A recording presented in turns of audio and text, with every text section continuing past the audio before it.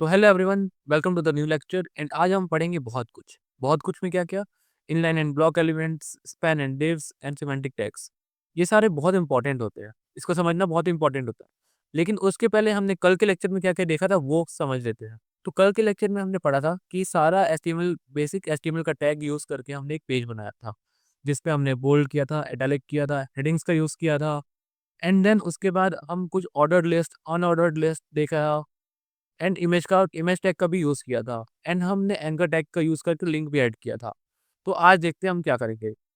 Inline and block elements ये क्या होते हैं?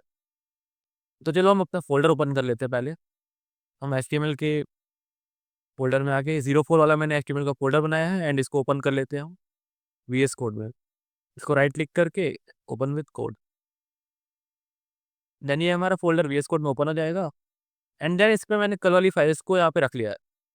कल वाली फाइल्स जैसे कि यहाँ पे h1 p tag and then इसको मैं लाइव सर्वर से स्टार्ट कर लेता हूँ एक बार। गुविक्स लाइव सर्वर, तो ये अब स्टार्ट हो जाएगा लाइव सर्वर पे। तो ये हमारा कल का पेज था। ओके, तो अब देखते हैं कि इनलाइन एंड ब्लॉक एलिमेंट्स क्या क्या होते हैं।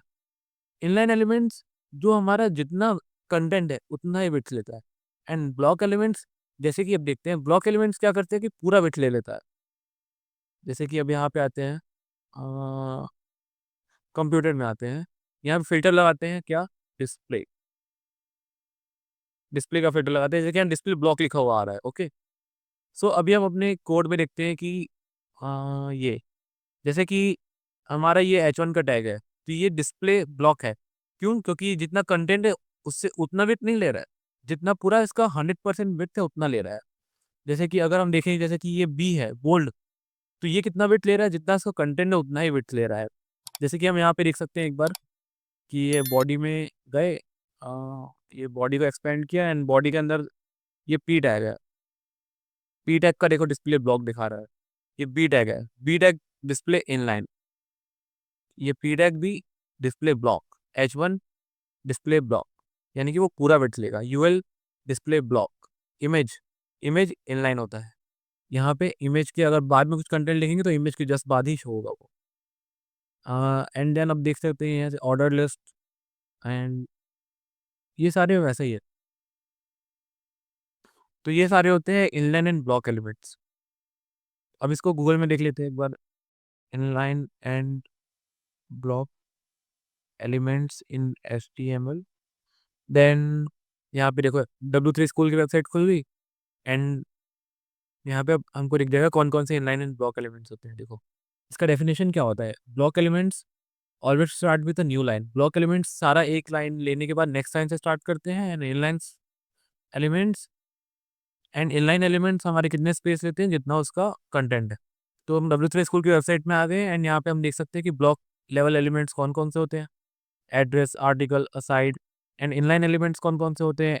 Anchor tag, abbreviation, acronym, bold tag, ये सारे होते हैं। तो चलो अब देखते हैं स्पैन एंड डिव टैग्स क्या होते हैं। स्पैन, सपोज इस कंस्ट्रक्शन वर्ड को मेरे को कलर चेंज करना है, ग्रीन करना है। ओके, देन इस कंस्ट्रक्शन वर्ड यहाँ पे आ गया। इस सिंगल कंस्ट्रक्शन वर्ड को कैसे चेंज करूंगा मैं, इस पी टैग में देख लेते हैं। स्टाइल लगाया, इसको हम अभी सीएसएस में अच्छे से पढ़ेंगे, लेकिन बैकग्राउंड, सॉरी, कलर लिखा, कलर क्या लगाया यहाँ पे, ग्रीन। तो यहाँ पे क्या हुआ, ये पूरा हमारा सेंटेंस ही ग्रीन हो गया, लेकिन एक वर्ड नहीं हो पा। तो अब हमको एक वर्ड को करने के लिए क्या करेंगे। तो सपोज यहाँ पे हम बोल्ड टैग लगा कर देखते हैं, पी टैग। तो यहाँ पे बी टैग लगाया, बी टैग से भी लगा के कर सकते हैं हम, विंडोज बी। एंड देन यहाँ पे स्टाइल ग्रीन कर दिया। देखो कंस्ट्रक्शन वर्ड हमारा बोल्ड हो गया एंड ग्रीन भी हो गया, लेकिन हमको बोल्ड तो करना ही नहीं था। तो अब क्या करेंगे, इसमें इटैलिक, ये सारे टैग का यूज ना करके हम सिंपल यहाँ पे यूज करेंगे स्पैन। स्पैन टैग क्या करता है कि वो रहेगा तो simple normal word he, but उसकी थोड़ा सा वैल्यू चेंज कर देगा। जैसे कि हम स्पैन टैग यहाँ पे लगा के इस पर्टिकुलर एक सिंगल वर्ड का एलिमेंट बना सकते हैं। तो स्पैन टैग हमारा एक पर्टिकुलर एक स्पेशल वैल्यू ऐड कर देता है हमारे एलिमेंट पे। तो ये है स्पैन टैग। एंड अब देखते हैं डिव क्या होता है। जैसे कि ये पी है, ये पी टैग है, पैराग्राफ टैग, एंड देन इसको हम कॉपी पेस्ट करते हैं। तो हम मल्टीपल बार इसको कॉपी पेस्ट किया। अगर हमको इसका बैकग्राउंड कलर चेंज करना है, जैसे कि हमने यहाँ पे स्टाइल लगाया एंड बैकग्राउंड कलर ऑरेंज करा, तो यहाँ पे एक ही का बैकग्राउंड कलर चेंज हुआ, बाकी सब का तो हुआ नहीं। तो सब में इसको लगाना पड़ेगा। तो अब सब में लगाते हैं इसको।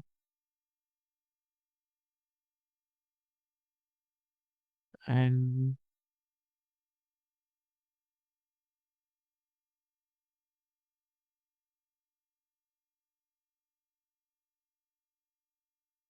ये सब में लग गया।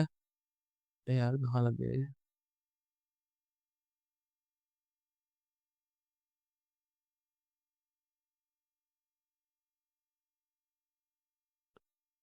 तो ये सब में बैकग्राउंड कलर ऑरेंज लग गया, लेकिन इसका क्या हुआ, सब में इंडिविजुअल लगाना पड़ा हमको। तो इससे अच्छा है कि हम एक रैपर क्लास बना दें। रैपर एलिमेंट्स होते हैं हमारे कुछ, जैसे कि डिव होता है। तो जैसे कि डिव यहाँ पे लिखा है एक, ये हम अपने एक पैराग्राफ के एलिमेंट्स को रैप कर दे रहे हैं इस डिव टैग के अंदर। तो यहाँ पे डिव क्लोज एंड देन अब इस डिव का कलर चेंज करेंगे अगर हम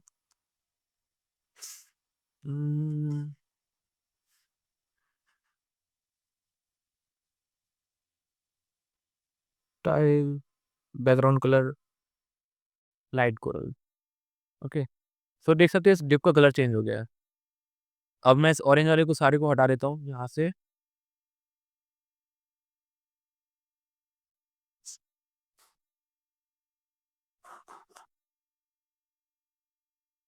अब देख सकते हैं कि सारा डिव एक साथ कलर एक ही लाइन में हो गया है। तो डिव हमारा क्या होता है, रैप कर देता है हमारे एलिमेंट्स को। तो ये होता है सिंपल एक डिव एलिमेंट। तो ये हमारा डिव हो गया। तो हम डिव को मेनली प्रोडक्शन में बहुत ज़्यादा यूज़ करते हैं, जितने भी प्रोजेक्ट बनाएंगे हम डिव का मेनली सबसे ज़्यादा यूज़ करते हैं। तो अब देखते हैं सिमेंटिक टैग्स। सिमेंटिक टैग होते क्या है? सिमेंटिक टैग का मतलब ही मतलब होता है, जैसे कि सिमेंटिक टैग का मीनिंग ही मीनिंग है। इसको सर्च करके देख लेते हैं एक बार। सिमेंटिक मीनिंग, मीनिंग क्या होता है इसका? मीनिंग ऑफ द वर्ड्स, देखो, connected with the meaning of the words and sentences.